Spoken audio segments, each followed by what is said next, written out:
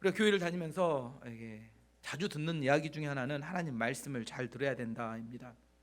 우리 교회 약속의 말씀인 사도행전 1장 8절 말씀 보시면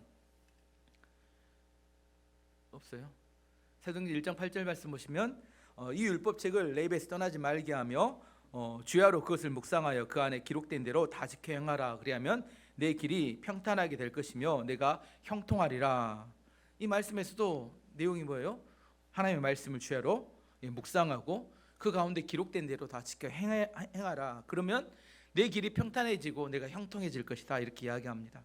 올해의 약속의 말씀인 시편 1편 1절 2절도 비슷한 내용입니다. 복 있는 사람은 악인들의 꾀를 따르지 아니하며 죄인들의 길에 서지 아니하며 오만한 자들의 자리에 앉지 아니하고 오직 여호와의 율법을 즐거워하여 그 율법을 주야로 묵상하는도다. 어떤 사람이 복 있는 사람이냐?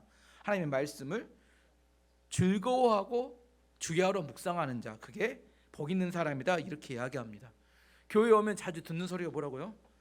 하나님 말씀을 잘 들어야 된다.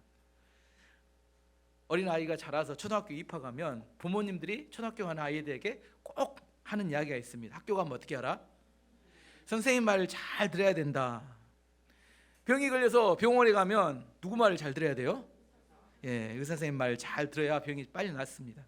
꼭 병원에서 담배 피는 사람이 있고 병원에서 또 술 마시 입원한 환자들이 몰래 또 마시다 걸려서 쫓겨나고 막 그렇습니다.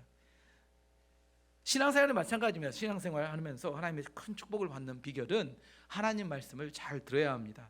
오늘 본문으로 돌아가면 사도 바울이 지금 2차 선교여행 하는 중에 고린도라는 그 그리스의 항구 도시에 가서 발생한 사건입니다.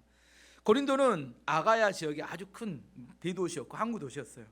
그 도시는 운하가 있었습니다. 작은 운하가 있었어요. 고린도 운하라고 하는 운하가 있어요. 운하는 뭐냐면 바다와 바다를 연결하는 것을 운하라고 합니다. 이 동쪽 바다와 서쪽 바다를 연결해서 운하를 뚫어놓으면 그곳으로 배가 지나다녔는데 이게 아주 중요한 운하였어요.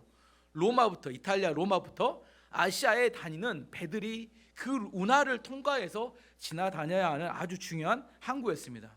그림 한번 봐보시면 저게 이탈리아 보이시고 터키 보이시고 중간에 그리스입니다. 그리스는 맨 아래쪽에 펠로폰네소스 반도라고 하는 복주머니 같이 생긴 이렇게 반도가 있어요. 이 다음 그림을 보면 좀 더 자세히 보는데요. 지금 보시면 펠로폰네소스 반도가 아래 있고, 근데 꼭 이렇게 이렇게 한 점 지점에 아래 그 이렇게 반도와 본토를 연결하는 지점인데 그 지점이 어디냐면 고린도입니다. 고린도.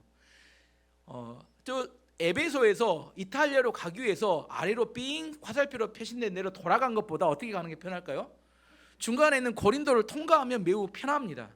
그래서 아시아와 이게 이탈리아 사이를 오가는 배들이 고린도라는 운하를 통해서 많이 오갔습니다. 이해됐습니다. 아시겠죠? 운하로 많이 배들이 다니면 뭘 받아요? 비싼 통행료를 받습니다. 그래서 돈이 많은 도시가 됐어요. 그리고 물건들이 배들이 왔다 갔다 할 때 배들이 다 지나가기만 하는 게 아니라 화물들을 내려놓습니다. 그러면 그 화물들을 2차 가공하는 공장들이 많이 생겼어요. 공장들이 많이 생기고 그래서 인구가 사람들이 엄청 많이 모이는 아주 큰 대도시가 됐고, 그 당시 예루살렘이 한 5만 명 정도 인구가 됐었고 아테네가 2만 명이었는데 이 고린도는 65만 명 정도 모이는, 그 당시로 보면 우리나라 보면 뭐 서울 정도 된 그런 어마어마한 대도시가 됐고 거기에는 많은 돈들과 많은 사람들이 모였습니다. 그 당시에 돈 벌기 원하는 사람이 어디로 가야 돼요? 고린도로 왔습니다. 근데 그 고린도에 가면 돈 벌기 원하는 사람이 모였기 때문에 온갖 인간의 탐욕과 욕망과, 거기서 돈 버는 사람만 있는 게 아니라 돈 못 버는 사람도 있잖아요. 그러면 거기서 이렇게 인간의 공허함, 인간의 허망함이 다 공존하는 그런 도시였어요. 그래서 인간의 공허함과 허망함을 채우기 위해서 사람들이 뭐 하냐면 우상 신전을 만들었습니다. 12개의 우상 신전을 만들었고 그 중에 가장 유명한 신전이 아프로디테 신전인데, 우리가 아프로디테라고 하면 잘 모르잖아요. 근데 비너스라고 하면 잘 압니다. 그리스 로마 신화에서 로마식 표현으로는 비너스고 그리스식 표현으로 아프로디테인데 이게 아주 음란한 여신입니다. 그 아프로디테 여신 신전에는 1000명의 여사제를 고용해서 돈을 받고 몸을 팔았어요. 그리고 아폴로 신자, 빛의 신이 아폴로 신인데 로마로 그 이집트로 말하는 라신인데 태양신인데, 아폴로 신전에는 미소년들을 고용해서 여자들과 이 돈을 받고 성관계를 시켰습니다. 이게 고린도라는 도시 안에 그 탐욕과 욕망, 그다음에 돈, 거기에 이렇게 공허함, 그다음에 우상 숭배, 거기에 어떤 인간의 쾌락을 추구하는 매춘. 그래서 그 시대 고린도 사람, 그리스 사람들은 고린도 사람 하면 아주 방탕한 사람들, 고린도 여자 하면 매춘부, 이 정도로 생각할 만큼 고린도는 아주 방탕하고 타락하고 아주 그런 도시였습니다. 사도 바울이 고린도에 사역하러 도착했을 때는 지금 그리스 지역에 여러 도시를 거치면서 복음을 전하면 핍박하고 죽이려고 하니까 도망가고 해서 5번째로 도착했던 도시였는데 너무 지쳤던 것 같아요. 고린도 도착했는데 너무 힘들고 지쳤습니다. 근데 도착해서 보니까 고린도시는 더 심란하네. 이게 음란하고 방탕하고. 그래서 여기서 어떻게 복음을 전할 수 있을까? 우리나라로 말하면 홍대 앞이나 이 정도 될까요? 강남역, 압구정동 막 이 정도 되는 돈과 환락이 모여있는, 거기 가서 복음을 전하면, 양산동은 좀 낫죠. 양산동은 좀 전해볼 만한데 홍대 가서 복음을 전하면 너나 잘 믿으세요. 사도 바울도 마음이 어려웠던 것 같아요. 거기 가서. 그래서 하나님께 아마 이 지역을 빨리 떠났으면 좋겠습니다, 그런 기도를 했던 것 같아요. 그 사도 바울의 심정이 가장 잘 드러나 있는 고린도전서 2장 1절에 3절 말씀 보시면 이렇게 사도 바울이 그때의 심정을 표현합니다. 형제들아, 내가 너희에게 나아가 하나님의 증거를 전할 때 말과 지혜의 아름다운 것으로 아니하였나니 내가 너희 중에서 예수 그리스도와 그가 십자가에 못 박힌 것 외에는 아무것도 알지 아니하기로 작정하였습니다. 내가 너희 가운데 거할 때 약하고 두려워하고 심히 떨었노라. 이 고린도에 있을 때 본인의 심정을 이야기하는 겁니다. 사도 바울이 고린도에 갔을 때 약하고 두려워하고 심히 떨었다. 이게 그때 사도 바울의 마음이었다는 겁니다. 원래 사도 바울은 굉장히 사역할 때 사자처럼 강력하게 설교하는 사람이었어요.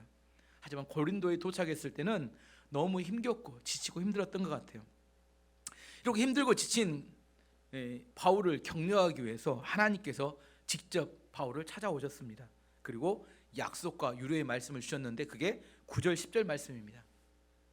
밤에 주께서 환상 가운데 바울에게 말씀하시되 두려워하지 말며 침묵하지 말고 말하라. 내가 너와 함께 있음에 어떤 사람도 너를 대적하며 해롭게 할 자가 없을 것이니 이는 이 성 중에 내 백성이 많음이라. 5가지 약속을 해주는데 첫 번째는 두려워하지 마라. 두려워하지 않는 사람에게 두려워하지 마라 이렇게 말할까요? 지금 심히 두려워하고 있었다는 건 두려워하지 마라. 2번째, 침묵하지 말고 계속 복음을 전하라. 3번째, 내가 너와 함께 하겠다. 4번째, 이 성 중에는 내 백성이 아주 많다. 어떤 사람도 너를 대적하거나 해롭게 할 사람이 없을 것이다 고 하나님께서 오셔서 약속의 말씀을 주셨습니다. 저는 오늘 또 우리 교회 안에도 이 약속의 말씀이 필요한 분들이 있다고 믿습니다.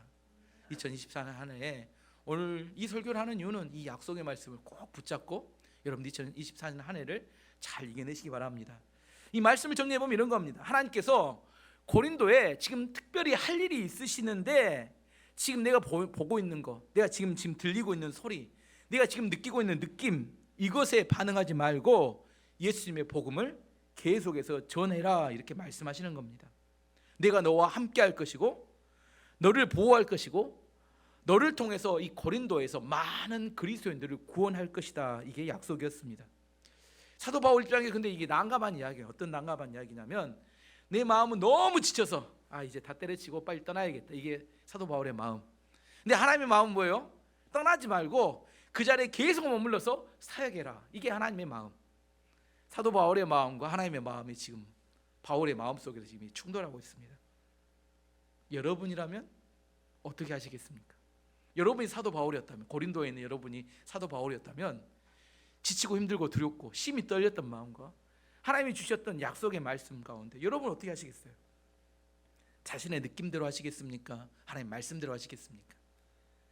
자아가 강한 사람, 고집이 센 사람, 자기 생각과 판단이 가장 옳다고 생각하는 사람은 아마 자기 느낌과 생각대로 떠났을 겁니다. 말씀은 말씀이고 삶은 삶이고, 하지만 그 상황보다 하나님의 말씀이 더 중요하다고 믿는 사람은 그 자리에 머물러서 복음을 전했을 겁니다. 학교에 아까 보냈던 자녀가 이제 학교에서 돌아왔습니다. 엄마한테 이야기하는 겁니다. 엄마, 내 생각은 이런데, 내 느낌은 이런데 학교 선생님은 자꾸 이렇게 말해요. 예. 내 생각은 이런데 학교 선생님은 자꾸 이렇게 말해요. 그러면 부모가 뭐라고 이야기해 줘야 돼요? 네 느낌과 생각대로 해라고 이야기해야 돼요? 학교 선생님 말씀대로 하라고 이야기해야 돼요? 알아서 하세요. 집에 가서. 두 번째 이야기. 이제 이번 집안 이야기. 아이가 아빠를 찾아왔어요. 아빠, 내 생각은 이런데, 내 느낌은 이런데 자꾸 엄마는 이렇게 이야기해요. 많잖아요. 아빠, 그럼 어떻게 이야기해야 돼? 야, 네 느낌과 생각대로 해라 이렇게 이야기합니까? 아니면 엄마 말씀대로 하라고 이야기합니까? 아시겠죠? 어느 게 더 좋은 선택이에요? 부모님 말씀을 잘 듣고, 선생님 말씀을 잘 듣고, 하나님 말씀을 잘 듣는 게 훨씬 좋은 선택입니다. 왜냐하면 아이는 아직 미숙하고 판단력이 부족하기 때문에 지금 왜 부모나 선생님이나 하나님이 그렇게 하라건지 잘 이해 못하기 때문에 자기 느낌과 생각에는 그렇다는 거예요. 하지만 더 오래 살아본 다음에 하나님께서는 그렇게 하지 말라고 말씀하시는 거죠. 제가 직장에서 이 직원을 뽑을 때 저는 주로 이렇게 성적을 보지 않습니다. 저도 이제 치료사들을 많이 뽑는데 성적은 보지 않아요. 왜냐하면 그 성적이 그 학생의 그 이렇게 지원자의 실력을 나타낸다고 저는 생각하지 않기 때문입니다. 실력이 필요하면 병원에 취직한 다음에 가르쳐도 충분히 가르칠 수 있습니다. 열심만 있으면. 하지만 성적이 나타내주는 것은 그 사람의 실력보다는 그 사람의 성실성을 나타내는 아주 중요한 지표가 됩니다. 왜 좋은 대학을 나오고 좋은 성적을 내는 사람을 뽑느냐? 그것은 그 사람의 실력 때문이 아니라 그 사람이 살아왔던 성실성을 나타내주는 지표가 되기 때문입니다. 뭘 맡기더라도 책임감을 가지고 이루어낼 수 있다고 생각하기 때문입니다. 좋은 사람은 아니야. 여기서 좋은 사람은 성실하지 않는 거야. 여기서 성실함을 어떻게 배울 수 있을까? 우리가 아이들에게 성실함을 가르치고 싶다. 성실함을 어떻게 나타낼 수 있을까? 성실함은 부모를 통해서 어렸을 때 배우는 것이고, 성실함은 학교를 다닐 때 선생님을 통해서 배울 수 있고, 성실함은 인생에서 하나님을 통해서 배울 수 있게 됩니다. 성실함이 뭐라면 지금 내 느낌과 생각은 아니에요. 달라. 지금 이게 아니야. 그럼에도 불구하고 내가 하나님을 믿고 선생님을 믿고 부모를 믿기 때문에 그 자리를 계속 지키는 것, 이걸 성실함이라고 합니다. 꾸준히 그 자리를 지켜낼 수 있는 거, 이거 성실함이라고 해요. 우리 자녀들이 성실하기를 원하면 뭘 가르쳐야 돼요? 부모님 말 잘 들어라. 선생님 말 잘 들어라. 하나님 말 잘 들어라. 왜? 걔들의 느낌과 생각은 아니지만 그것이 지금 그 아이에게 유익하다고 생각하기 때문입니다. 하나님께서 성경을 통해서 하나님의 귀한 사역을 맡기고 사명을 감당하게 하신 사람들의 특징은 성실한 사람들이었어요. 예를 들어 아브라함 예를 들면, 아브라함에 하나님께서 약속을 주셨습니다. 너에게 아들을 주겠다. 아들을 주겠다고 약속을 하나님이 몇 년 뒤에 그 약속을 지켜요? 25년 뒤에. 75살에 주고 100세에 약속을 주셨어요. 25년 동안 뭐예요? 25년 동안 약속을 믿고 성실하게 믿음으로 그 자리를 지켜야 그 약속이 성취되는 걸 경험할 수 있는 겁니다. 25년을 견딘 성실함이 있어야 그 약속이 성취되는 거예요. 다윗 예를 들면 어린 다윗에게 왕으로 기름을 부으셨어요. 하나님께서 사무엘을 통해서. 그러면 왕이 돼야 되는데 그 후에 15년 동안 사울 왕이 죽이려고 쫓아다닙니다. 맨날 도망다녀요. 계속 도망다녀요. 다윗이 이야기하면, 하나님 왕으로 세워준다며요. 지금 이게 뭡니까? 도망자의 삶. 너무 비참하지 않습니까? 언제 왕이 되는 겁니까? 15년 동안을 성실하게 믿음이 변치 않고 하나님의 그 자리를 지켰기 때문에 그는 왕이 될 수 있었던 겁니다. 아시겠죠? 하나님이 쓰시는 사람은 내 느낌과 생각이 아니라 하나님 말씀을 따라 성실하게 그 자리를 지킬 수 있었던 사람이 그 하나님께 쓰임받았던 성경의 이야기입니다. 우리가 이해가 되지 않고 이성적으로 이해가 되고 이성적으로 받아들일 수 있는 것만 받아들인다면 성실함이 필요한 게 아니라 그냥 필요를 따라 살 뿐입니다. 왜냐하면 우리는 판단력이 미숙하고 우리가 모든 걸 다 잘 알지 못하기 때문입니다. 하나님께서 우리에게 좋은 걸 주시기 원해요. 근데 중간에 그 좋은 걸 주시기 위해서 힘든 과정이 지나갈 수 있습니다. 하나님께서 나를 믿고 좀 그걸 지나갔으면 좋겠는데 자꾸 자기 생각과 판단을 따라 자기가 원하는 쪽으로 가버리는 겁니다. 그렇기 때문에 자기 스스로 축복과 은혜를 걷어차버리는 거예요. 부모님들이 맨날 아이들한테 하는 말이 뭐예요? 저는 잠자지 말란데 부모님 공부해라죠. 공부해라. 이 생각에는 공부가 답이 아닌 것 같은데 부모님은 맨날 공부해라 공부해라. 근데 왜 공부하라게요? 왜 그 어렵고 힘든 공부를 참고 하라게요? 그 나중에 결과를 보면 부모가 볼 때는 공부하는 어려운 과정을 지나가야 나중에 좋은 결과를 얻을 수 있기 때문에 마찬가지입니다. 그래서 사도 바울이 떠나고 싶은 마음과 하나님이 머물러라는 갈등 중에 하나님의 말씀을 선택해서 순종하게 됩니다. 순종하니까 어떻게 해야 돼요? 고린도에 머물러야 했어요. 머물러야 되는데 지금 베레아에서 떨어져 나갔던 실라와 디모데는 도착하지 않았고 혼자 거기에 있어야 되는데 1년 6개월 앞으로 머무는데 그래서 생계를 위해서 뭐 하냐면 직장을 구하게 됩니다. 어떤 직장을 구하냐면 텐트 만드는 일을 구해서 거기서 생계를 유지하면서 이제 거기서 복음을 전합니다. 유튜브 쇼츠 중에 박영선 목사님이라고 이제 은퇴하셨는데 제가 청년 때 굉장히 은혜 받았던 책들을 많이 쓰셨던 분인데 그분이 자기 경험을 이야기합니다. 자기가 미국에 집회를 갔는데 미국에서 개척을 막 했던 이렇게 목사님, 한인 목사님이 이런 질문을 했다는 겁니다. 제가 교회 개척을 했는데 1년이 되었는데 교회 예배 들으러 온 사람이 한 명도 없어요. 심지어 교회에 방문한 사람도 한 명도 없습니다. 저는 어떻게 해야 될까요? 이렇게 이야기를 물어봤어요. 그랬더니 그 목사님이 박영수 목사님이 단호하게 이야기했습니다. 일단 직장을 구하세요. 직장을 구하기 어려우면 알바라도 하세요. 그렇게 해서라도 사람을 만나세요. 그리고 열심히 일하세요. 그랬더니 그 개척교회 목사님이 이야기하면 그러면 이중직이 범하는 거 아니냐. 목사도 하고 직장도 가지면 이중직이 돼서 이거 안 된다 이야기했더니 그 목사님 박영선 목사님 이야기합니다. 목사는 직업이 아닙니다. 목사는 생활비를 벌려고 하는 게 아닙니다. 목사는 사명입니다. 나가서 일을 하면서 생활비를 벌고 거기서 일을 하는 중에 사람을 만나세요. 교회에 앉아서 사람이 오기만을 기다리지 마세요. 그리고 직장에 가서 이게 팁으로 하나 더 붙였습니다. 직장에서 제발 예수 믿고 천당하세요. 이것은 절대 말하지 마세요. 그냥 사소한 이야기만 하세요. 날씨가 어떤지, 오늘 어떤 진상 손님을 만나서 힘들었는지. 그러다 보면 어느 때인가 당신이 목사인 걸 알고 목사님이었는데 왜 그동안 말씀 안 하셨어요? 이렇게 묻는다면 내가 왜 목사란 걸 이야기해야 합니까? 그 다음 이야기 더 재밌는데 들을만 해야 전도도 하지요. 이렇게 들을만 해야 전도자 이렇게 이야기하래요. 이 왜 이렇게 모든 상황 이렇게 적용하는 게 아니라 우리가 가지고 있는 귀한 복음, 이 사명이라는 게 너무 하찮은 뭐 코카콜라 팔듯이 컵라면 팔듯이 그렇게 아무에게나 주는 그런 복음이 아니라는 겁니다. 이게 얼마나 귀하고 가치 있고 그 사명을 위해서 부름을 받았는데 내가 직장을 가는 게 돈이 없어서 가는 게 아니라 내 사명을 위해서 사람을 만나기 위해서 가지만 함부로 나눠줄 그런 복음이 아니란 자존심과 자부심은 있어야 목사로 살 수 있지 않느냐, 이런 메시지라고 저는 생각합니다.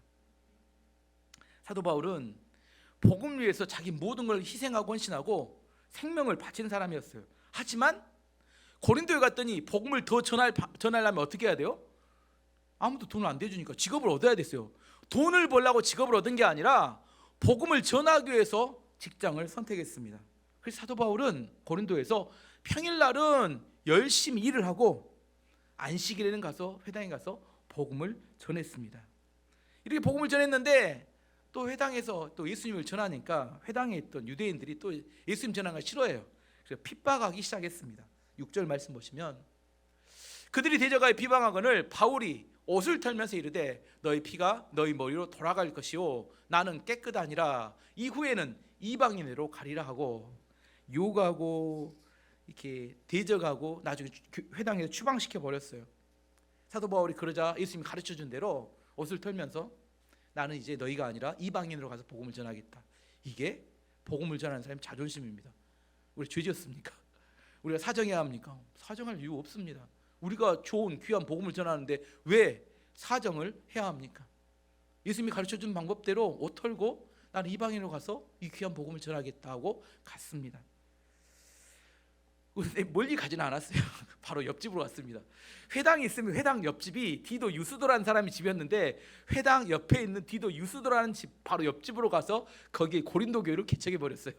참 그것도 재밌는데, 그 옆집에 고린도 교회를 개척했으니까 회당에 있는 유대인들이 사도 바울이 옆집에서 교회를 개척했으니까 거기서 뭔 일을 하는지, 교회가 어떻게 되는지를 아주 자세히 잘 알 수 있는 그런 상황이 됐어요. 그런데 이 고린도 교회, 고린도 지역의 사역에서 대반전의 역사가 일어나는 사건이 하나 발생하는데, 아까 말한 회당장, 우리로 말하면 교회 담임 목사, 절로 말하면 주지스님이 회심하고 교회로 옮겨버렸어요. 다 가족을 데리고. 회당의 회장당이, 우리나라면 절의 주지스님이 교회로, 주지스님이 백양사 교회로 옮겨버렸어요. 회당장이 자기 온 가족을 데리고 예수 믿고 회개하고 교회로 다 옮겨버렸습니다. 그런 사건이 발생했습니다. 8절 말씀 보시면, 또 회당장 그리스보가 온 지방과 더불어 주를 믿으며 수많은 고린도 사람도 듣고 받아 세례를 받더라. 근데 이 그리스보는 아주 영향력이 큰 사람이었어요. 회당장이었기 때문에. 그래서 고린도 사람들이 이 회당장 그리스보가 예수 믿고 변하는 걸 보면서 자기들도 믿겠다고 교회로 몰려오면서 교회가 부흥하는 큰 역사가 나타났습니다. 교회가 폭발적으로 부흥하기 시작했어요. 그리스보가 회심하면서. 근데 이걸 누가 지켜보고 있다고요? 그 옆집에 있는 회당에 있는 유대인들이 왔다 갔다 보니까 뭐예요? 교회가 처음에는 1명 2명 있더니 나중에 10명, 20명, 100명 점점 부흥하는 거예요. 이게 뭐가 나요? 이제 시기심이 나기 시작했어요. 시기심이.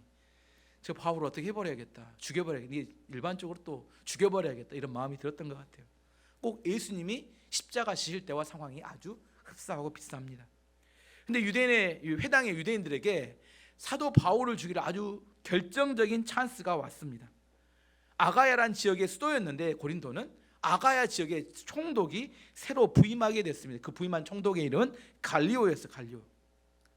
새로운 총독이 부임하게 됐는데, 이 부임하는 총독을 통해서 바울을 죽여야겠다, 이게 저로이시다, 이렇게 생각했습니다. 왜냐하면 총독은 로마 황제가 임명하는 정치인이었습니다. 총독은 임기가 끝나면 어디로 가야 되냐면 다시 로마시에 원로원이 있는 중앙 정치 무대로 돌아가야 돼요. 그래서 총독이 가장 바라는 건 뭐냐면 백성들이 얼마나 잘 사느냐, 이 관심 없어요. 가장 좋아하는 것은 반란이나 밀란이 일어나지 않고 조용히 아무 사건 없이 그 임기를 마치고 어디로 돌아가야 돼요? 다시 국회로 돌아가야 돼요. 우리나라 말하면 뭐 이렇게 광주시장 했다면 국회로 돌아가야 합니다. 중앙 정치 무대로 돌아가야 했습니다. 그렇기 때문에 이 총독이 부임하면 가장 신경 쓰는 사람은 지방의 호족들이었어요. 돈 많은 사람들, 그 다음에 지방에서 권력 있는 사람들. 왜?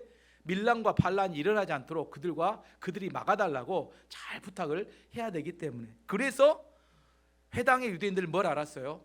지금이 절호의 찬스다. 이 갈리오 총독이 임하면 우리가 힘이 있으니까 지금 나그네인 바울을 없애달라고 지금 요청하면 지금 처리할 수 있겠다고 생각해서 갈리오 총독을 찾아가서 재판을 요구했습니다. 12절 13절 보시면, 갈리오가 아가야 총독 되었을 때 유대인이 일제히 일어나 바울을 대적하여 법정으로 데리고 가서 말하되, 이 사람이 율법을 어기면서 하나님을 경외하라고 사람들을 권한다 하거늘. 갈리오 총독이 그럼 어떤 판결을 내려야 돼요? 정치적으로, 자기들에게 유리한 쪽으로 판결을 내렸는데, 갈리오 총독이 근데 이상한 결정을 내립니다. 전혀 예상하지 않았던. 고소하고 하는 유대인들의 이야기를 들어보니까 뭐예요? 이 사람들은 지금 자기들의 율법을 가지고, 교리의 문제를 가지고 법정으로 가져왔구나. 이거 귀찮다. 그래서 제 생각에는 그 전날 부부싸움을 하지 않았을까.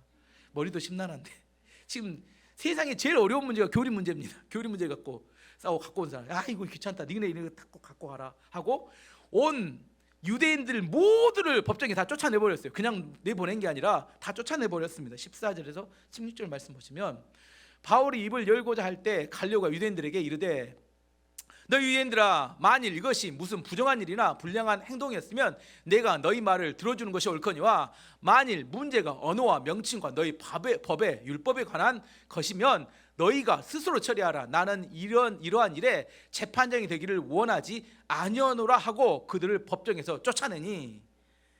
갈리오는 좀 성격이 이상했어요. 근데 바울 입장에서 어때요? 다행스러운 판결이죠.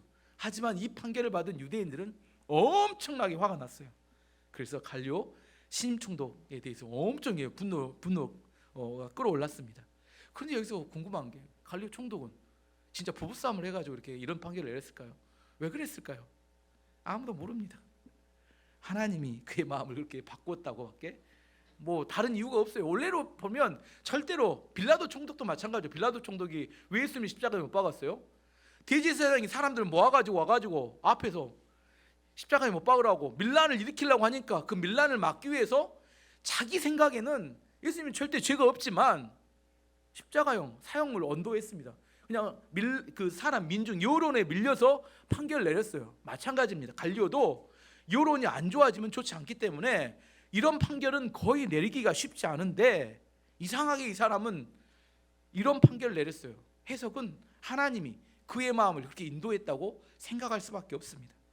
어쨌든 갈리오가 특별한 의도가 없이 바울을 무혐의 처리하고 그가 내린 결론은 뭐냐면 종교적인 교리 문제는 정치가 관여하지 않는다. 이게 그의 판결이었어요.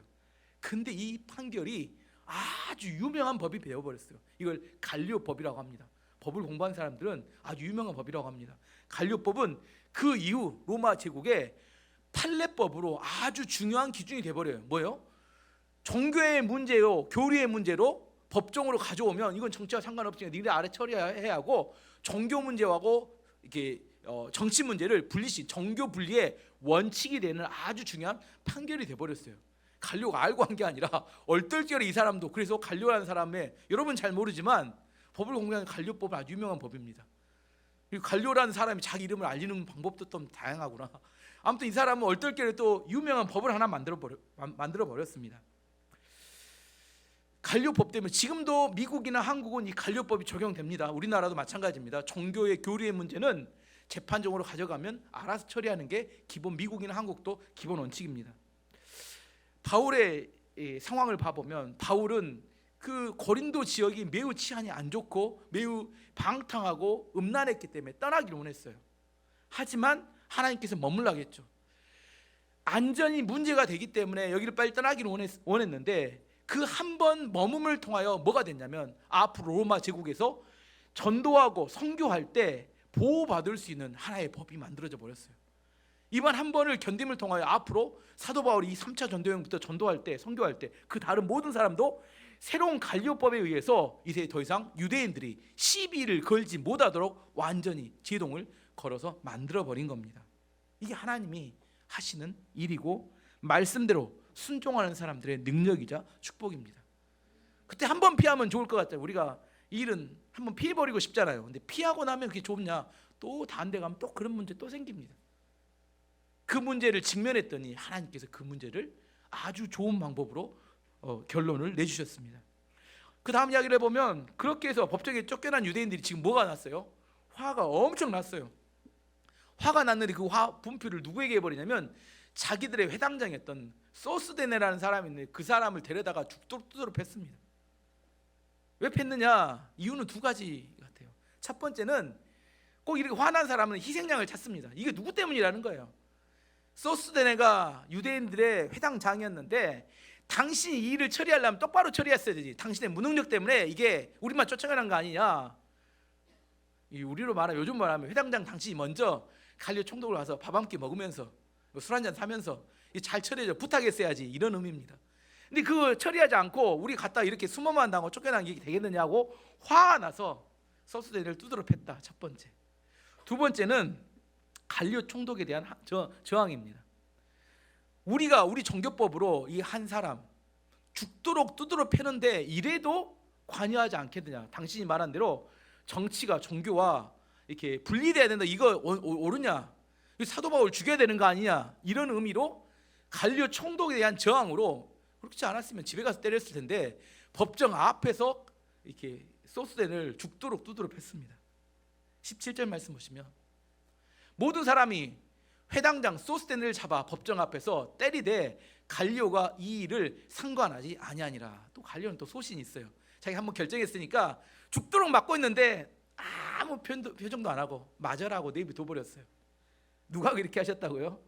하나님이 이렇게 하셨어요. 원래는 개입을 해야 되는데 사람이 맞고 있는데. 근데 여기서 재밌는 반전이 나타납니다.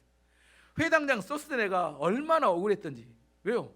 자기는 자기들 이렇게 리더로 이렇게 그 일을 했는데 화난다고 막 리더를 두드려 패보니까 얼마나 억울했던지, 그다음에 얼마나 또 그들에게 실망했던지 이 사람이 엉뚱한 결정을 합니다. 어떤 결정을 하냐면 회당을 떠나서 교회로 예수님 믿고 이렇게 회심을 해버려요. 그래서 교회 성도로 그 사람이 이렇게 결단을 합니다. 예수님 믿고.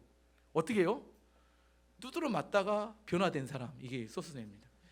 성경에서 유일한 두드러 맞고 변화된 사람. 만든 것도 의뢰 같아요. 어떻게 알 수 있냐면 바울이 고린도 전서를 쓸 때 공동저자로 소스테네를 이야기합니다. 고린도전서 1장 1절에서 3절까지 보시면 하나님의 뜻을 따라 그리스도 예수의 사도로 부르심을 받은 바울과 형제 소스테네는 고린도에 있는 하나님의 교회 곧 그리스도 예수 안에서 거룩하여지고 성도라 부르심을 받은 자들과 또 각처에서 우리의 주 곧 그들과 우리의 주 되신 예수 그리스도의 이름을 부르는 모든 자들에게 하나님 우리 아버지와 주 예수 그리스도로부터 은혜와 평강이 있기를 원하노라. 고린도 전서의 저자는 두 명이었습니다. 공동 저자는 바울과 소스테네. 소스테네가 그 두드러 맞고 교회로 옮긴 다음에 교회의 지도자가 됩니다. 그래서 나중에 교회의 담임 목사가 됐다고 이야기합니다. 4대 담임 목사. 1대 고린도 교회 담임 목사는 사도 바울, 두 번째는 실라, 세 번째는 아볼로, 네 번째 담임 목사가 소스테네가 되었다고 합니다. 재밌죠? 두드러 맞다가 회심했는데 나중에 교회 지도자까지 돼버렸어요. 신약성경에서 또 소스테네처럼 자기가 생각하지 않았는데 고난을 통해서 예수님 믿고 초대교회 당시에 지도자가 됐던 사람이 하나 있는데 그건 예수님의 십자가를 대신 졌던 구레네 사람 시몬이었습니다. 구레네는 아프리카 북부의 튀니지나 리비아 정도에 있는 지역이고 그 사람은 흑인과 유대인의 혼혈로 태어난 혼혈인이었습니다. 근데 무슨 일이 있었는지 예수님이 십자가를 지던 날 예루살렘에 그가 가게 됐어요. 그날 우연히 십자가를 지고 가는 예수님을 봤는데 해필 로마 군병에 잡혀가지고 십자가를 대신 지게 됐습니다. 내가 지은 죄도 아닌데 60kg 되는 십자가를 지고 골고다 언덕 가고 보시면 굉장히 가파르게 높이 올라가야 돼요. 힘든데 그날 시몬은 생각하기 뭐라고 생각해요? 오늘 참 운도 되게 없는 날이다. 어쩌다가 오늘 붙잡혀가지고 이런 억울한 일을 당하게 되었을까. 근데 그가 십자가를 지고 가면서 누굴 봐요? 힐끔힐끔 봤더니 채찍에 맞아 피 흘리는 예수님을 이렇게 어쩔 수 없이 보죠. 자기 의지와 상관없이. 그리고 골고다 언덕에 이렇게 십자가를 갖고 갔더니 거기다 십자가를 팍 꽂고 거기 누구를 못 박아요? 예수님을 십자가에 못 박고 거기 십자가에 달고 자기 의지와 상관없이 거기 있으면서 예수님이 돌아가시 전까지 하는 이야기, 그다음에 하는 과정을 다 보면서 그의 마음 가운데 뭐가 생겨요? 믿음이 생겨버린 겁니다. 자기는 그걸 관여하고 싶지 않은데 그걸 때문에 간 게 아닌데 억지로 억울하게 붙잡혀갔는데 지구상에 존재하는 사람 중에 가장 예수님이 십자가 지는 장면을 최측근에서 가장 가까이에서 본 사람이 되고 말았어요. 그 과정을 쭉 보면서 자기 마음속에 믿음이 생긴 겁니다. 뭐 이렇게 생각하니 별것 아닌 것 같지만 예수님이 부활하시고 교회가 만들어진 다음에 예수님의 십자가를 지시는 날 부활절이 되면 가장 초청받는 초청 강사 1위가 누구였을까요? 구레네 시몬이 가장 가까이 받은 게 그때 어땠을까? 얼마나 의수 피가 납니까? 머리에서 나오고 등에서 나오고 십자가 칠 때 그때 뭐라고 말합니까? 누구에게? 직접 본 사람에게 생생한 증언으로 나 교회들이 얼마나 많은데 얼마나 초청 강사들 가서 이야기할 이야기가 많았겠어요? 안 그랬겠어요? 그러다 보니까 지도자가 된 겁니다. 구레네 시몬에게 아들이 2명이 있었는데 알렉산더, 루포. 그 아들들도 초대교회 중요하게 쓰임받는 지도자가 됩니다. 로마서 16장 13절 말씀 보시면 주 안에서 택하심을 입은 루포와 그의 어머니는 구레네 시몬의 아내죠. 그 어머니에게 문안하라. 그의 어머니는 곧 내 어머니. 바울이 뭐라고 하냐면 그 구레네 시몬의 아내를 내 어머니라고 표현할 만큼 그 초대교회 당시에 귀하게 쓰임받았던 그 복음의 통로가 동역자가 되었다는 겁니다. 구레네 시몬은 얼떨결에 십자가 대신 지다가 그뿐만 아니라 그의 아내뿐만 아니라 그의 2 아들도 초대교회 당시에 정말 귀하게 쓰임받았던 동역자, 사역자들로 하나님께 그 시대에 알려진 사람이 되었습니다.